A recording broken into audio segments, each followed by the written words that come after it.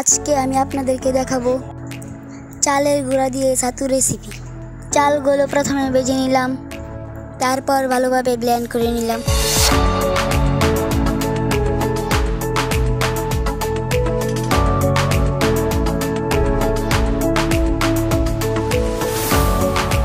আমার ব্লেন্ড করা শেষ। এবার দেখুন, নারকেল নিয়ে নিয়েছি, কুড়িয়ে নিব।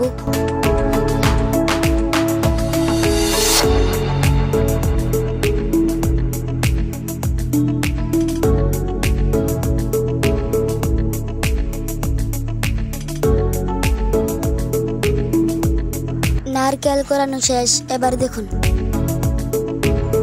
আমাদের সবকিছু এখন রেডি। এখন আমরা শুধু খাবো।